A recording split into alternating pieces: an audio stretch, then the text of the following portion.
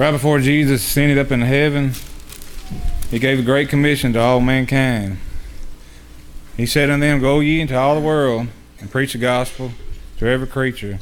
He that believeth and is baptized shall be saved, but he that believeth not shall be damned. John 3:18 says, He that believeth not is condemned already.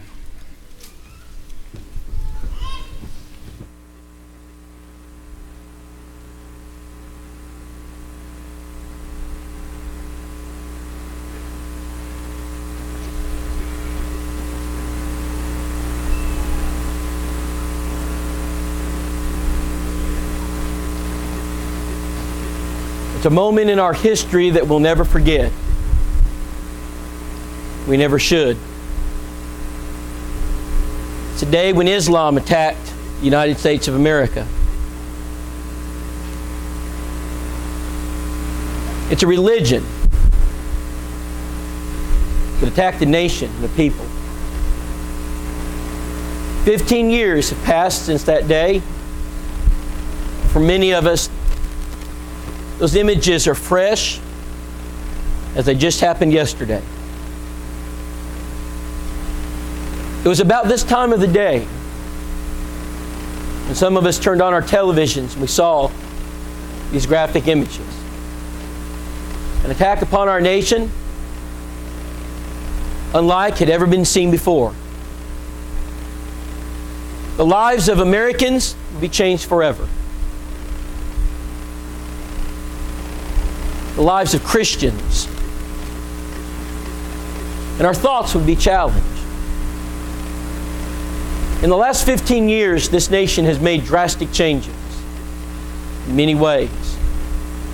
Our culture is changing. We cannot bury our heads in the sand and act as though it's not.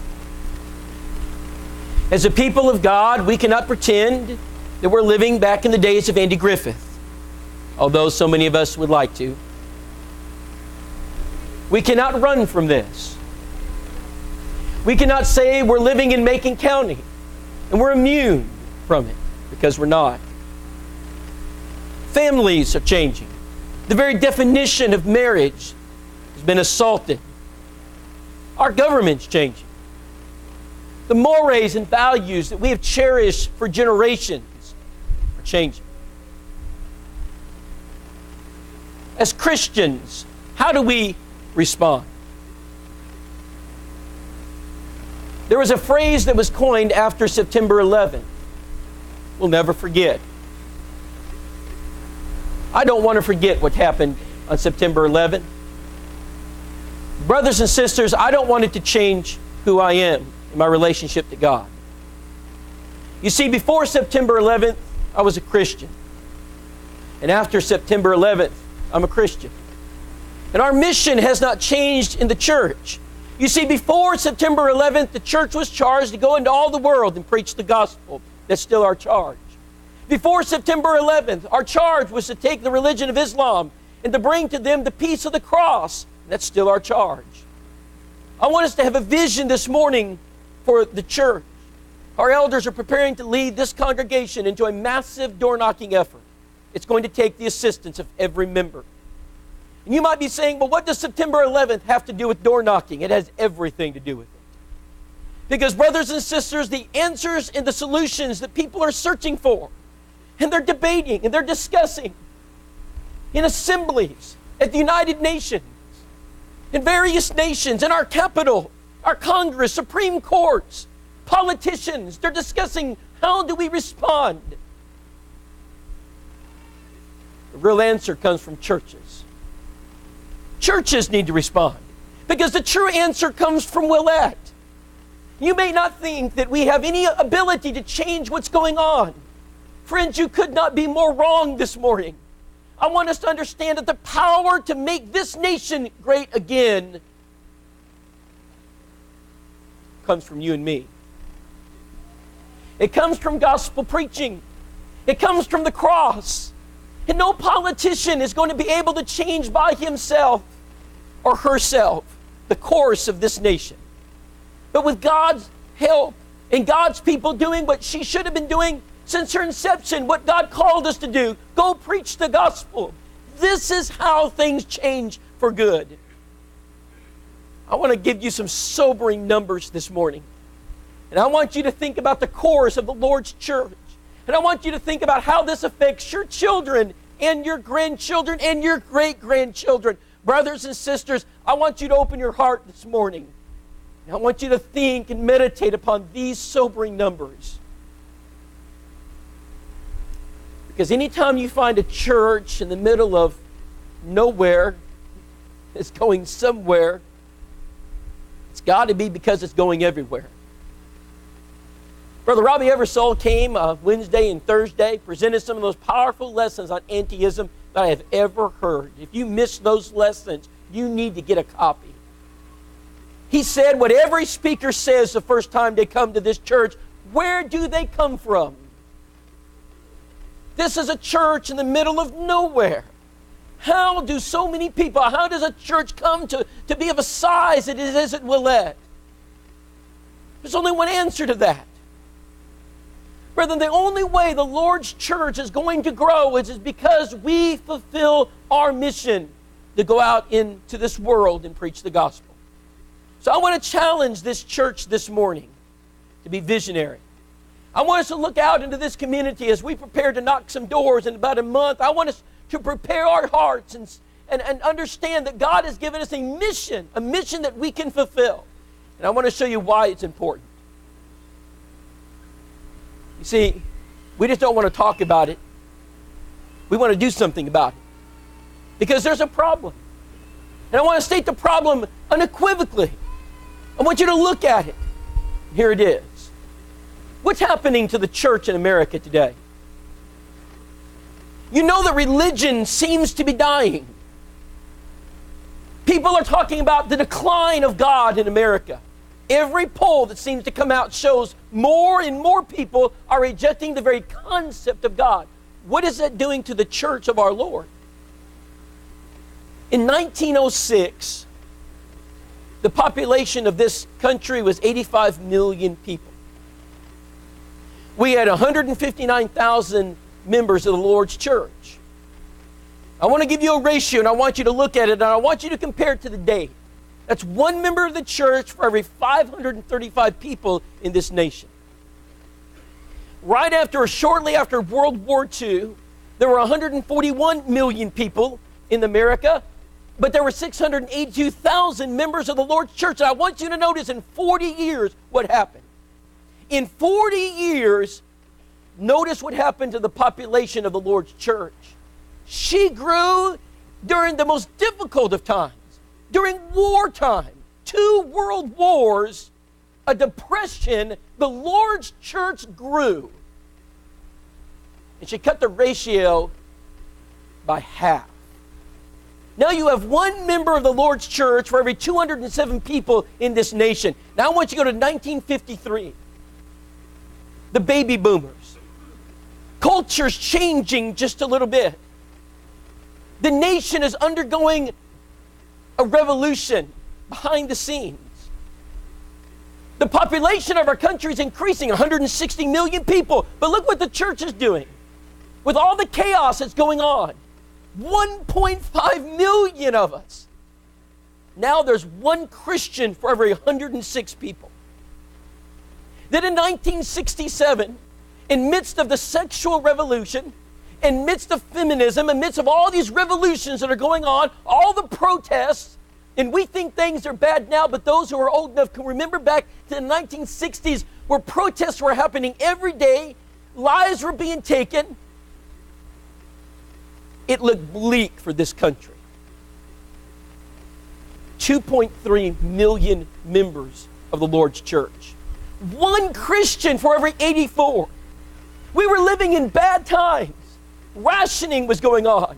I mean, there was civil unrest. We think there's civil unrest now, brothers and sisters. In that period of time, it dwarfed what was going on now. There were some who didn't think this nation would survive the 1960s. Then 1973, the census is taken again. Now there's 211 million people in this nation. But the Lord's church grew just enough to keep pace.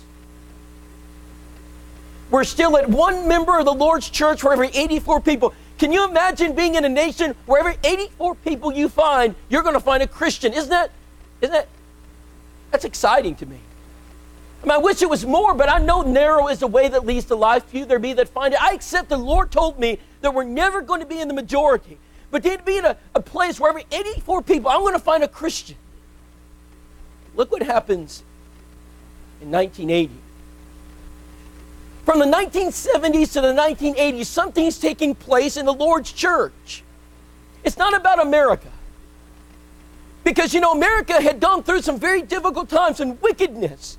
America was going through a trying time. She's gone through 2 world wars. She's gone through Korea and Vietnam. She's gone through a Great Depression. She's gone through revolution after revolution, and the church is growing. But something happens to the church.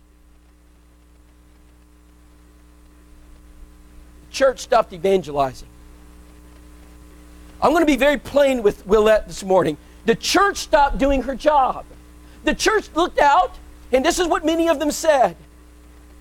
What we need to do is change with the changing times. What we need to do is accommodate people.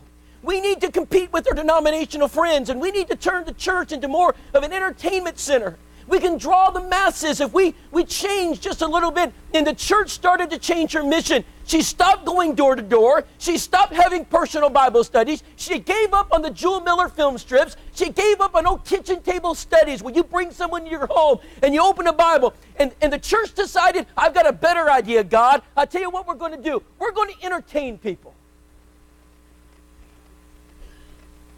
Now there's one Christian for every 183 Americans. But she says, well, maybe we're not doing enough of it. Maybe we need to do more entertainment. Maybe we need to do more changes. And so the church kept changing. Now even her doctrine's changing. Because maybe it's not palatable. Maybe we need to bring in instrumental music. Because if people had some instruments, that would entertain them. Maybe we need not to take the Lord's Supper on the first day of every week. Maybe we need to reorganize the church. Now we're in 1990. There's one Christian for every 203. In the year 2000, the population of our nation was 281 million. I want you to notice members of the Lord's church, 1,264,000. Now we're at a ratio of 1 to 222. Brethren, we've not made progress. This kind of progress is not what we want to see for our children and grandchildren. You want to know why our nation's in decline? You just follow those numbers. You'll see it. Let's look at it more carefully. In the year 2000, we had 1,265,142 members of the Lord's church. I understand this is not an exact science. I'm not claiming that we know down to the number, but to the best of our ability, this is where we're at. In 2009, I want you to notice what happened to the Lord's church. Remember, we were gaining ground. Now we're losing it. Now there's 1,224,404 members of the Lord's church in America. And then we go to 2015, and it even gets worse than that. Now once you go to the year 2000 and notice churches, in the year 2000 there were 13,155 congregations. In the year 2009 there were 12,629 congregations. In the year 2015, there's 12,300 congregations. I was doing this seminar recently at a church, and someone came up to me and said, "Now, Rob, those numbers don't bother me." I said, "Why?" "Because they bother me." He said, "We're just consolidating. Little churches are shutting down, and we're getting stronger." I said, "Brethren, if we were getting stronger, we wouldn't be consolidating. If we were getting stronger, there'd be no need to shut down churches. We'd be planting more churches." I don't know about you, but I refuse to concede defeat. I'm not ready to raise the white flag and say we've lost this country and we've lost the battle. Brothers and sisters, I'll fight to my last breath for this country spiritually. I'll fight for my children and my grandchildren. And I've heard people get up in the pulpit and say, one day they're going to come from Africa. And one day they're going to come from India. And they're going to plant the church again in America. Are you really ready to give up like that? because I'm not. God help us if that ever happens in this country. It ought never to happen. And brethren, what I want to do is impress upon you that we've done it before. We've done it with greater obstacles. When there was one Christian for every 500 Americans, we turned things around. And I believe this morning we can turn things around again. And I believe it's happening. I'm going to prove it to you.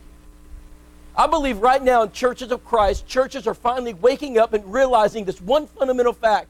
If we're going to grow, we're not going to compete with our denominational friends and grow. They're better at entertainment than we are.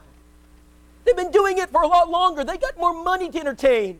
They have no obstructions to entertainment. They can turn their services into circuses. We're not going to do that. If you find a Lord's church growing, there's either two things that are happening. Number one, they're faithful to the gospel and they're evangelistic. That's number one. Or number two, they're compromising the truth.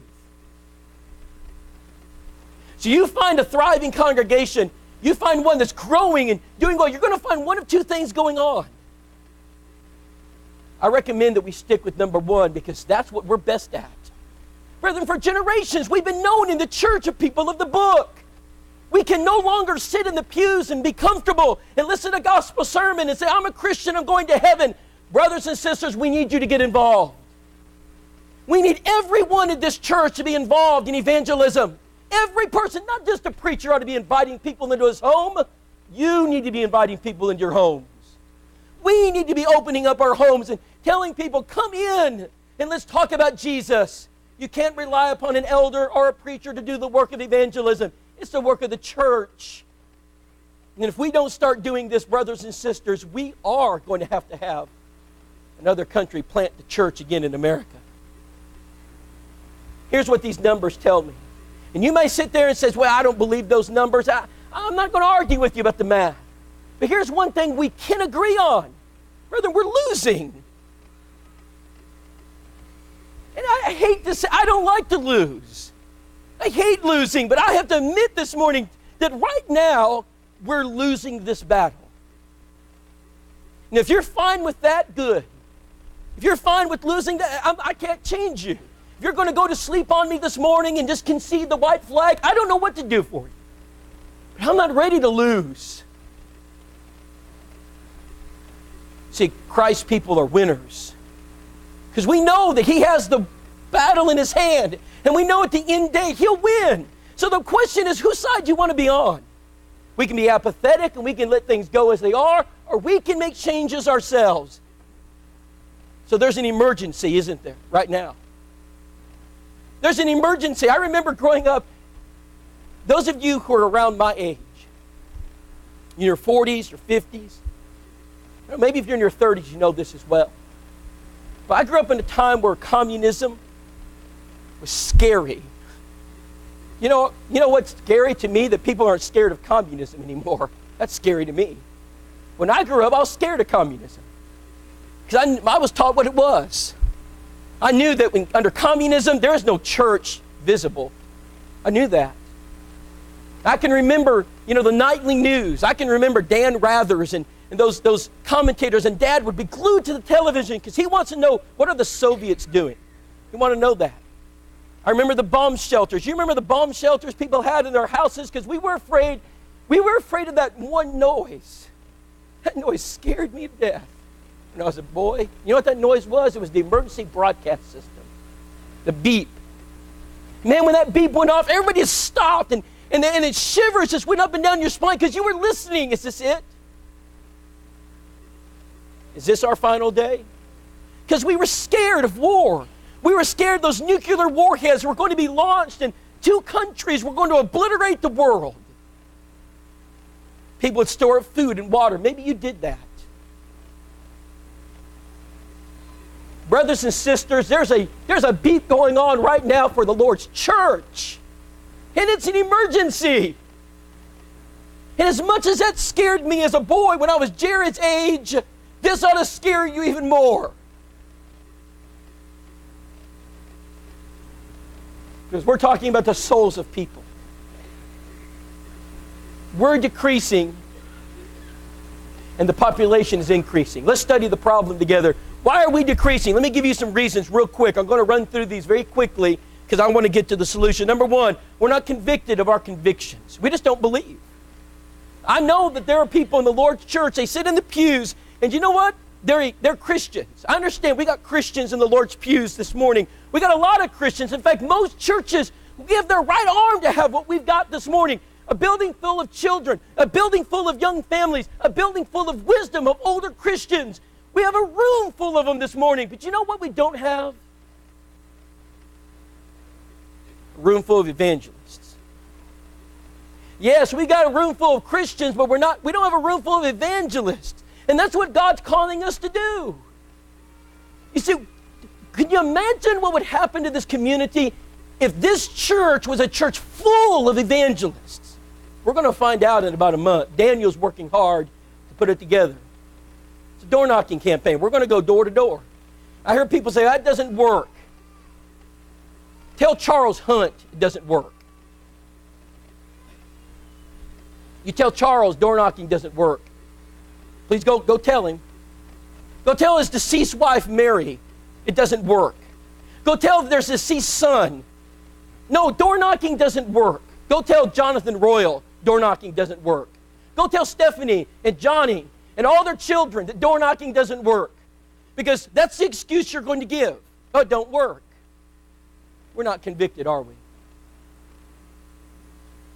Are you ashamed? Because I'm not. Romans 1:16, it says, I'm not ashamed of the gospel of Christ. It is the power of God to save. Why are we decreasing? Because we're blinded by our own busyness. We're not too busy to watch UT redeem itself last night, are we? We were in a better mood this morning, weren't we, than last week. It's almost like they lost last week. I know I was on vacation, but I still tuned in. I wanted to know how my UT Vols doing. Not very good. This week, much better. But we get so busy, we get so wrapped up in the UT Vols, we get so wrapped up and we get so wrapped up in our work, we get so wrapped up with various functions that we're so busy that we don't have time for the Lord. Lord, we'll fit you in. Let me see, I've got a slot for you here. 4:30 to 5, I can fit you in. That's what we do to God. We schedule God. We're blinded by our own busyness. Seek ye first the kingdom of God and His righteousness, and all these things shall be added unto you. Until we put God first, things won't change. Until as a church we say, God, you're the most important thing in our life, nothing else takes precedence, we will do what it takes to make you our king. Why are we decreasing? We're distracted.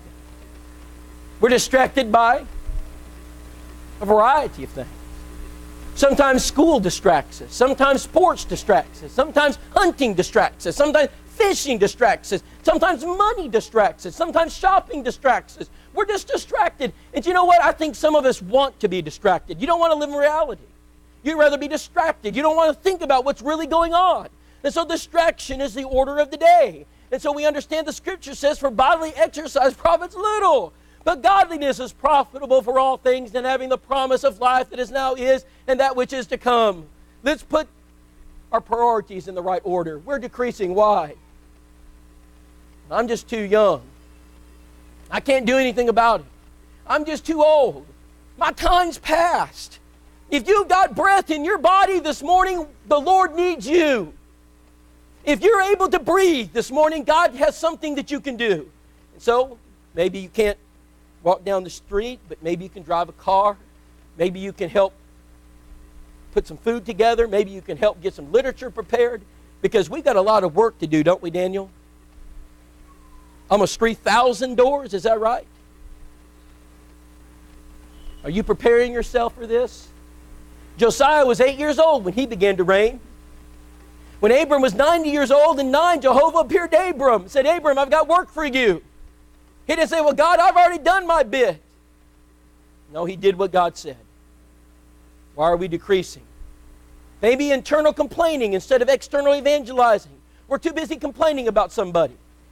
We've got all our energy focused on one family or two families or somebody, and we're going to complain about them.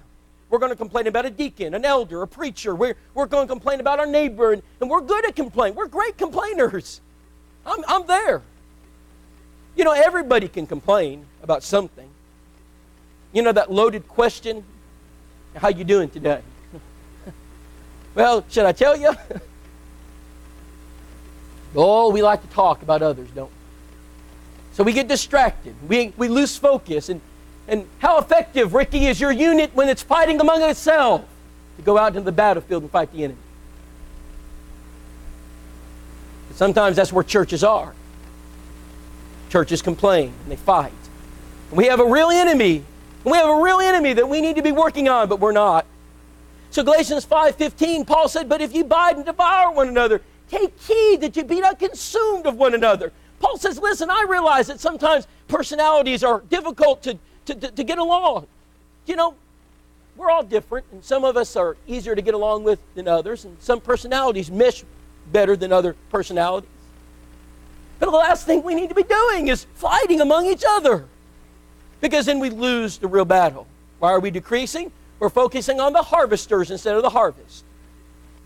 And so we're too busy about self. We become selfish. It's about me and instead about others. See, evangelism is a selfless act. Evangelism is an act that says, I'm not concerned about me. I'll put myself out. I may be tired, I might be busy, but I'm more concerned about the soul that needs saved. You know, evangelists don't look at themselves. You know how easy it would be to say, you know, honey, we're too busy to have people over to the house. We're just too busy to do a Bible study. You know, we got our kids, you know, we got basketball and soccer, and we've got school, and, you know, no one's going to get rid of the preacher if he doesn't have somebody over, and you're probably right. We focus on the wrong thing, don't we? We stop looking at the real prize. We become selfish. We look inward. It's all about me. Matthew 9:36 saith he, the disciples, the harvest truly is plenteous. The laborers are few. Pray ye therefore the Lord of harvest, that he will send forth laborers into this harvest. We need to be working in the fields. They're wide into harvest. There's so many people that we need to be talking to, and why aren't we doing it? We're decreasing because we're having conversations instead of conversions. In every personal evangelism seminar that I do for a church, the first thing I like to ask the church is, I said, how many Bible studies have you had in the last 5 years? People start raising their hands because they don't even understand what a Bible study is anymore. Because they think when they talk to their neighbor about Jesus, or they at work they mention a scripture, or they put a verse of the day on their Facebook page, they've had a Bible study. Brethren, listen to me carefully. This is not a Bible study. You don't... Can I ask you just to reason with me just for a minute? I ask this to every church I go to. I want to know from Willette, how many souls have been saved on Facebook? Do you know of any, Brandon? I know of none. I know. I'm not discouraging you from using Facebook for good. I'm not in any way.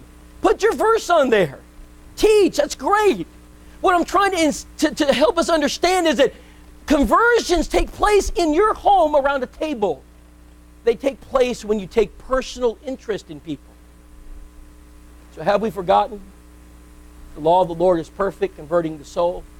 And the testimony of the Lord is sure, making wise the simple. It completes us, it converts us, it changes us. That this is where the power is at. And this is where we got to get people. So let's solve the problem very quickly as we end the lesson. 2 Timothy 2:2 says, and the things that thou hast heard of me among many witnesses, the same commit thou unto faithful men who shall be able to teach others also. You know where I learned this verse? I'll tell you where. The first time I remember learning this verse, Mr. Hugh, I'll tell you where it was. It was at the Southwest School of Bible Studies, and I was a preacher student. You know why? Because on the wall, this is the placard. You know why it's the placard? Because that's what we quote to show we have authority to train preachers, and we send them to schools, and churches support schools of preaching, and this is our authority. But you know what? This verse says nothing about training preachers. It's a general verse. Several years ago, there's a preacher that you know. His name's John Moore. Brother John is a teacher at Southwest. He's a teacher at Bear Valley. Well respected. He did one of the greatest evangelistic tools that the kingdom has seen since Jewel Miller film strip. Over 1 million of these has gone out. They're approaching 2 million. It's called Searching for Truth. We've got them in our racks. He called me. He says, Rob, he said, I want you and your family to come to Dripping Springs. I said, well, why, John? What would you need? He said, we want you to do a personal evangelism seminar. I said, why? I mean, you got preachers all around. Why do you want me to come? He said, Rob, we haven't had a personal evangelism seminar in 20 years. I want you to listen to that. In 20 years, we haven't had one church offer a training program for evangelists. Brethren, do you know 2 Timothy 2:2 also tells us that we better be training members of the Lord's churches to be soul winners. When is the last time we spent time saying, let me show you how to be a soul winner? You know what preachers do? This is the mistake. I made this mistake for too long. I made this mistake here. I get up here and say, brethren, we need to go save souls. Brethren, go save. If you don't save souls, you can't go to heaven. I'm not saying that's wrong, but I'm saying it's a mistake. Not a sin, but it's an error in judgment. Let me demonstrate how it is. You already know that. Who here doesn't know they need to be an evangelist? Who among us this morning, even new converts, don't know I need to teach somebody? Every one of us knows that. Do you know what the problem is? I don't know how to do it. Would you just show me how? So we've got to train our members in the local church how to be an evangelist. We have preachers that don't know how to be evangelists. I've had preachers come up to me and say, "No, Rob, what are you doing? What do you use to teach someone?" Brethren, if I name some of these preachers, you'd know them. They're on GBN. They're at Polishing the Pulpit. They come and say, "Rob, give me some help. What do I use to teach someone the gospel?" Brethren, I cannot tell you how that makes me feel, because if you're preaching the gospel and you don't know how to win a soul for Christ, and get out of the pulpit.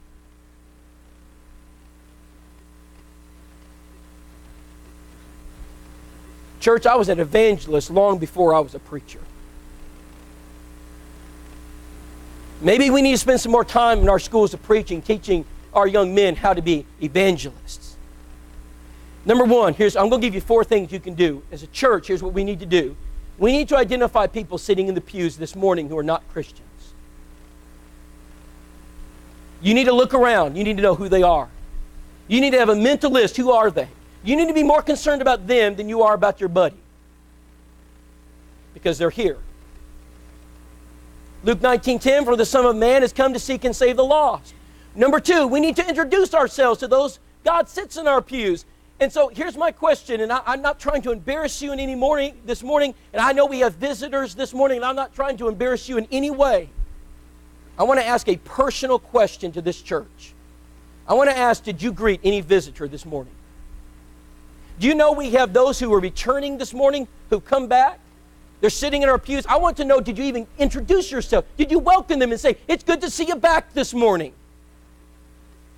Now, I've said this before, and I want us to focus on this statement. How we treat visitors should not be the reason they're restored. How we treat visitors should not be the reason they obey the gospel. But I promise you this, church, how we treat visitors will be the reason they don't. If we're not kind, if we're not loving, if we don't embrace them and tell them that we love them and we're glad they're here, they may never obey. You know what happens? They leave the church, and here's what they're going to say: "I'll never be back because of the way they treated me." Is that true? Gary, does that happen? We know it happens. We know there are people going to churches and they say, "No one said hello. No one shook my hand. No one even acknowledged me." Did you acknowledge anyone this morning? Or do you just go to your corner and sit down? And you don't even know right now that we have visitors, and we do. You know the word greet? Have you ever looked at it in Romans 16? It's used a lot. Greet one another with a holy kiss. The churches of Christ greet you. Number 3, we need to inquire about those who once sat in our pews. In other words, we got individuals who we've withdrawn from. We have individuals that are unfaithful, so we need to not give up on them. Remember, Paul says, don't treat him as an enemy. Admonish him as a brother. We need to restore the fallen sheep. Jesus went out. He left the 99. We can do the same. Well, man, if you having 100 sheep, if he lose one of them, does not leave the 99 in the wilderness and go after that which is lost until he found it. You know who doesn't do that? It's a rhetorical question, but can I answer it this morning? Who doesn't go after the one? I'll tell you who doesn't do it. Those who don't love souls. If you're not a soul lover this morning, if you don't love people, you will never do it. If you're selfish, you'll never do it. If you're not concerned about the lost, you'll never do it. Can I share to you something I learned at Paulsing the pulpit this last week? It's the brother from Scotland. We have a missionary. He's a native in Scotland. And he's doing a great work in Scotland for the church. He's like their Tom Holland of Scotland. And I went to one of his classes, and he said to the audience, he said this, and I want to remember, I don't want to forget this. He said, Jesus was on his way to the cross. He's in Luke 21:22. He's on the way to the cross. He's focused. He knows what's going to happen. He's going to be crucified. He's going to lose his life. He's laying down his life for you and me. He's focused. Have you ever been that focused? You're focused on a job. You're focused on a task. Steve, you're focused. It's Friday. You want to get the logs to the log yard. You want to get home. I could drive by and wave and you wouldn't see me because you're focused. That happens, right? Happens to me. Sometimes Nicole says, "Are you listening? I've been talking to you for 5 minutes." I was focused. See, I didn't know anything was going on. It's really scary when you're driving down the road. You have about an hour trip and all of a sudden you're there and you don't remember how you got there. That ever happened to you? That's scary, isn't it? You've been driving. You're focused. Jesus is focused. Never been a man more focused than Jesus. He's going to the cross, and do you know what he does on the way to the cross? He stops and tries to have a Bible study with Zacchaeus. Was he busy? You better believe he was busy. But he had time. He had time to sit there and talk to Zacchaeus. And then there's a man by the name of Bartimaeus who needed Jesus, and he stops and he helps him. What's the point? The point is that Jesus always made time for people because he loved them. Lastly, this morning, we need to invite those who've never sat in our pews. And that's what we're going to be doing in door knocking. I've used this picture before. Kayla is pretty young here. Where's Kayla Stafford? I saw her this morning. There she is. She's hiding. That's you, Kayla. That's what you look like when I came.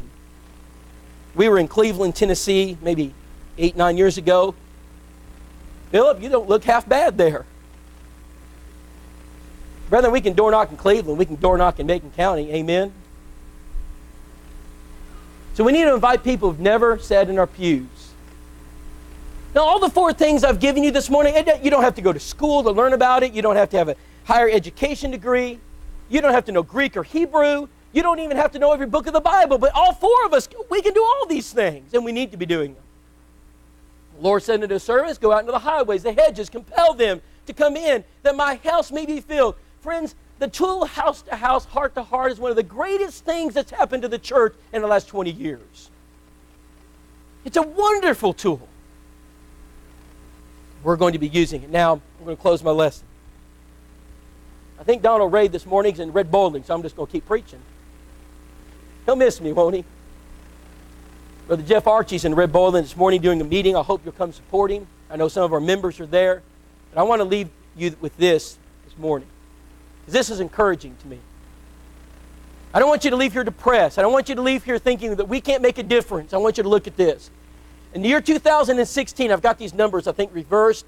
There were 322 million people in the United States. That's how many people we have in this country, the best of our understanding. There's 1.1 million members of the Lord's Church. We're still declining. We've slowed it down some, but we're declining. We're going to reverse that.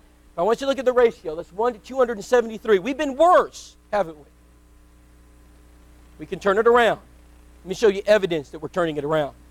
I want to look at Willette. Our population in Macon County is 22,294. Now, I just did some quick math. I wish I could have sat down with Mr. Q or some of our elders and gotten a better number. But I just calculated maybe around 800 Christians in our county. I took Willette, I took Lafayette, I took Red Bowling, I took some maybe outlying churches, and I just made a quick estimation. There's probably more. I estimated low. I said 800. Look at the ratio.